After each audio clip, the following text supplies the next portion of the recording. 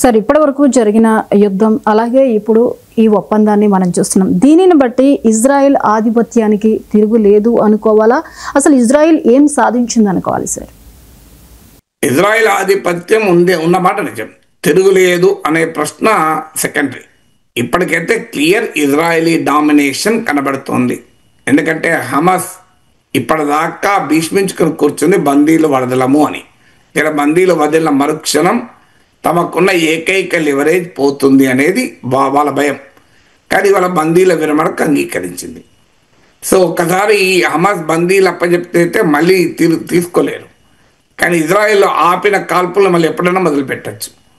అందువల్ల ఇజ్రాయెల్ ఏమో కాల్పులు ఆపుతుంది, అవి మళ్ళీ మొదలు పెట్టచ్చు. హమాస్ ఏమో బందీలు వదిలేస్తుంది, చేయగలిగింది ఏమీ లేదు. అఫ్కోర్స్ ఇజ్రాయెల్ కూడా పాలస్తీనా ఖైదీలు కొంతమంది వదిలేస్తుంది. అందువల్ల మీకు క్లియర్గా కనబడుతోంది ఇజ్రాయెల్ పై చేయి. ఇరాన్ నిర్మించిన యాక్సిస్ ఆఫ్ రెసిస్టెన్స్ అంటారు. ఇరాన్ దెబ్బతిన్నది, హిజ్బుల్లా దెబ్బతిన్నది, హూతీలు దెబ్బతిన్నారు, ఇరాక్లో షియా మిలీషియా బలహీనపడింది. ఇదంతా కలిపి గాజాలో హమాస్ బాగా దెబ్బతిన్నది. ఇదంతా కలిపితే యాక్సిస్ ఆఫ్ రెసిస్టెన్స్ అంటారు, ప్రతిఘటన కూటమి. ఇది మొత్తం దెబ్బతిన్నారు. తర్వాత సిరియాలో అసాద్ ప్రభుత్వం పతనమైంది. అఫ్కోర్స్ ఇజ్రాయెల్ ప్రత్యక్షంగా కారణం కాకపోవచ్చు. దాన్ని ఆధారంగా చేసుకుని ఇజ్రాయెల్ సిరియాలోని గోలాన్ హైట్స్ ప్రాంతాన్ని ఇదివరకు ఆక్రమించుకొని ఉంది. ఇప్పుడు మరికొంత సిరియాలోకి దూసుకెళ్ళింది ఇజ్రాయెల్. కంట్రీ డిలైట్ బఫేలో మిల్క్ స్టార్ట్ చేసాము. ఫస్ట్ పిల్లలకి ఇచ్చినప్పుడు కానీ, మేము పెరుగు తిన్నప్పుడు కానీ, మేము చిన్నప్పుడు తిన్న ఓల్డెన్ డేస్ గుర్తొచ్చాయి మాకు. మీగడ కానీ, మీగడ కూడా పాలు కాచాక మీగడ బాగా రావడం, అప్పుడు మా చిన్ననాటి రోజులు గుర్తొచ్చాయి అన్నమాట. అందువల్ల ఈ ఆఖరికి ఖతార్ పై కూడా దాడి చేసి మేము ఎక్కడికైనా వెళ్తాం అని ఇండికేషన్ ఇచ్చింది. అఫ్కోర్స్ తర్వాత క్షమాపణ చెప్పచ్చు అమెరికా జోక్యం మేరకు. అందువల్ల clear Israeli military upper hand కనబడుతోంది. అందులో ఇజ్రాయెల్ పై చేయి చాలా స్పష్టంగా కనబడుతుంది. కానీ ఇది బ్యాటిల్ ఫీల్డ్ అప్పర్ హ్యాండ్ వేరు, స్ట్రాటజిక్ అప్పర్ హ్యాండ్ వేరు. మీకు యుద్ధతంత్రము, ఇంటర్నేషనల్ రిలేషన్స్, డిప్లొమసీ ఇవన్నీ కూడా పరిగణలోకి తీసుకోవాలి. డెఫినెట్గా యుద్ధ భూమిలో ఆ ఆధిక్యతను ఇజ్రాయెల్ సాధించింది, అనుమానమే లేదు. కానీ వ్యూహాత్మకంగా ఇజ్రాయెల్ ఆధిక్యత సాధించలేదు. ఎందుకు సాధించలేదు అంటే ఏం జరిగింది? హమాస్ను అంతం చేసేదాకా యుద్ధం ఆగదు అని నెతన్యాహు మొదలుపెట్టాడు. హమాస్ అంతమైందా? కాలేదు. ఆయుధాలు వదిలేస్తానికి ఒప్పుకోవడం లేదు, గాజాను ఖాళీ చేసి వెళ్ళటానికి ఒప్పుకోవడం లేదు. ఈవెన్ హమాస్ అంతమైన ఇంకోరు పుట్టచ్చు. ఇదివరకు హమాస్ లేదు, పాలస్తీనా విమోచన సంస్థ PLO ఉండే యాసర్ అరఫత్ నాయకత్వంలో. ఆ పాలస్తీనా లిబరేషన్ ఆర్గనైజేషన్ సాధించలేకపోతుందని చెప్పి ప్రజలు హమాస్ నాయకత్వాన్ని కోరుకున్నారు. సో అందువల్ల మీకు హమాస్ కాకపోతే ఇంకోటి వస్తాడు. ఇప్పుడు అల్ ఖైదాను అంతం చేశారు, ఆగిపోయింది అప్పుడు సమస్య. ఐసిస్ రూపంలో ఇంకోటి వచ్చారు. సో ఎప్పుడు కూడా ఒకరిని అంతం చేస్తే ఇంకోటి వస్తారు, ఎవడు ఆపలేడు. ఎందుకంటే ఒక ఐడియా, పాలస్తీనా దేశం అనే ఆలోచనను అంతం చేసేంత వరకు, అంతమంటే పరిష్కారం అయ్యేంత వరకు ఎప్పుడు కూడా మనుషుల్ని చంపచ్చు, ఐడియాస్ని చంపలేరు. ఇంపాసిబుల్.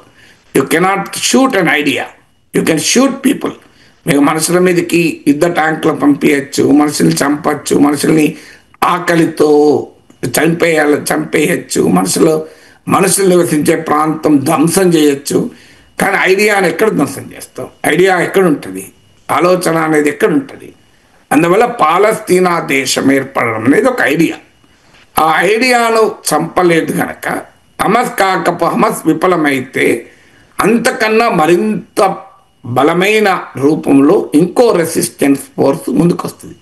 ఎందుకంటే సమస్య ఉన్నంత కాలం నీకు సంస్థలు ముందుకు వస్తాయి. ఎందుకంటే సంస్థ సృష్టించిన సమస్య కాదు ఇది, సమస్య సృష్టించిన సంస్థ. అర్థం కావాల్సింది, హమాస్ సృష్టించే డిమాండ్ కాదు పాలస్తీనా స్వతంత్ర ఒక దేశం ఏర్పడాలని.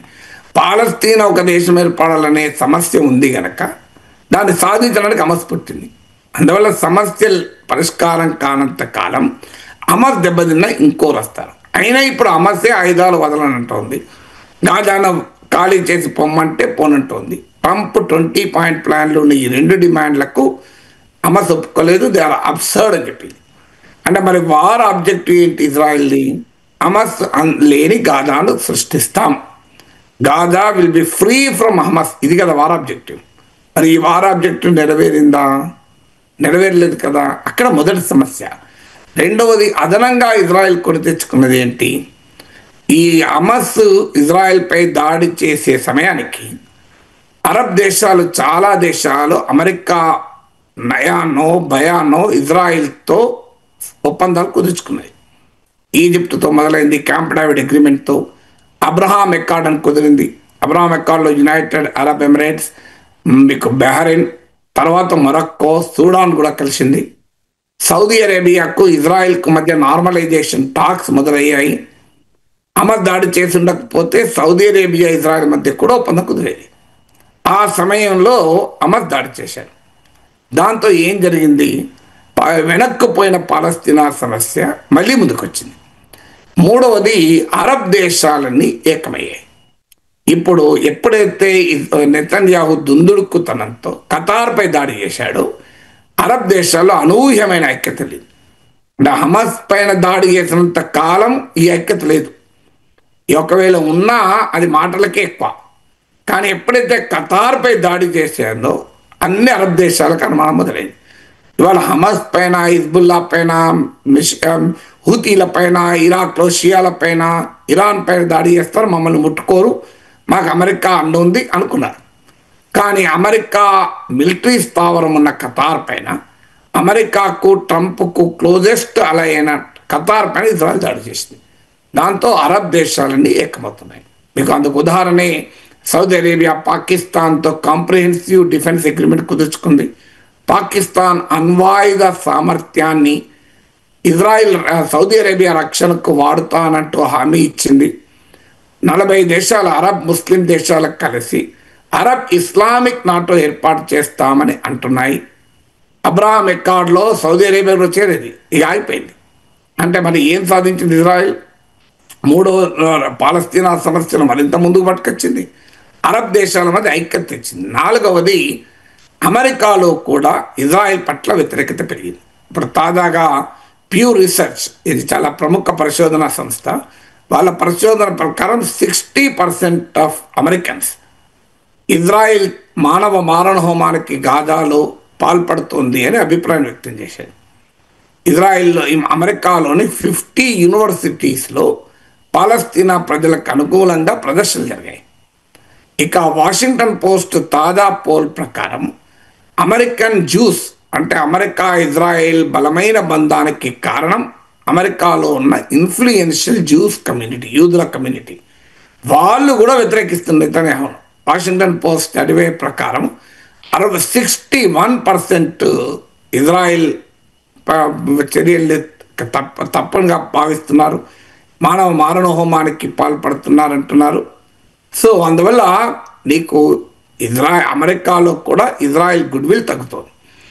ఇప్పటి వరకు అమెరికాలోని గుడ్ విల్ తగ్గితే ట్రంప్ ఏం చేస్తాడు? అమెరికాలో ఇజ్రాయెల్ పట్ల గుడ్ విల్ తగ్గి తన మిత్ర దేశాలైన అరబ్ దేశాలన్నీ ఇజ్రాయెల్కి వ్యతిరేకంగా ఏకమవుతుంటే Trump is a transactional leader. తన ప్రయోజనం కొరకు ఇజ్రాయెల్నైనా వదిలేస్తాడు అవసరం వస్తే. ఇజ్రాయెల్ కూడా మధ్యధరా సముద్రం, మెడిటరేనియన్ సీలో తోసిపడేస్తాడు ట్రంప్. జరిగేది అదే. సో ఇప్పుడు తన ప్రయోజనాల కొరకు భారత్ను, మోడీని వదిలేసి పాకిస్తాన్ ప్రేమించడం లేదా? అదే జరుగుతుంది. ఇక ఐదవది మీకు యూరోపియన్ దేశాలు. అసలు ఇజ్రాయెల్ ఏర్పాటుకు మూలమైన యూకే అండ్ ఫ్రాన్స్ దేశాలే పాలస్తీనాను గుర్తించాయి. ఈ రెండే కాదు, ఆస్ట్రేలియా గుర్తించింది, స్పెయిన్ గుర్తించింది. మీకు అనేక యూరోపియన్ కంట్రీస్ ఇలా పాలస్తీనా దేశాన్ని గుర్తించడం మొదలుపెట్టాయి. ఇది ఫీల్డ్ మీద క్షేత్రస్థాయిలో ఏ ప్రభావం చూపుతుందన్న తర్వాత సంగతి. కానీ డిప్లొమాటిక్గా మాత్రం ఇజ్రాయెల్ ఐసోలేట్ అవుతుంది. యునైటెడ్ నేషన్లో తీర్మానం పెడితే గాజాలో మారణ హోమానికి వ్యతిరేకంగా 149 కంట్రీస్ ఇజ్రాయెల్ తప్పట్టాయి. 2 దేశాలు ఇజ్రాయెల్కి అనుకూలంగా ఓటేసాయి. ఒకటి ఇజ్రాయెలే వేసుకున్నది, 2 అమెరికా. ఇంకెవరు ఓటేయాలి? 18 కంట్రీస్ ఇంక్లూడింగ్ ఇండియా మనం ఓటింగ్లో పాల్గొనలే. 149 కంట్రీస్ ఇజ్రాయెల్ ఖండిస్తే ఇజ్రాయెల్ కాకుండా అదనంగా అమెరికా ఒక్కటే ఖండించింది. అఫ్కోర్స్ ఆ ఒక్కటి చాలు, నిజమే. మీకు 100 మంది కౌరవులు ఉంటే ఏం లాభం? సో నిజమే. కానీ అది ఎంతకాలం ఉంటుంది? అమెరికా కూడా ఒక ప్రజాస్వామిక దేశం. నీకు ప్రపంచంలో తన ప్రయోజనాలు నష్టమవుతుంటే, తన దేశంలో కూడా ప్రజాభిప్రాయం మారుతుంటే అమెరికా కూడా ఎంతకాలం ఇజ్రాయిల్తో ఉంటుంది అనేదే ప్రశ్నార్థకం. అందువల్ల ఇజ్రాయిల్ గెలిచిందా అంటే ఖచ్చితంగా యుద్ధ భూమిలో గెలిచింది, కానీ వ్యూహాత్మకంగా ఎదురు దెబ్బలు తింటుంది అనేది క్లియర్గా అర్థమవుతుంది కదా.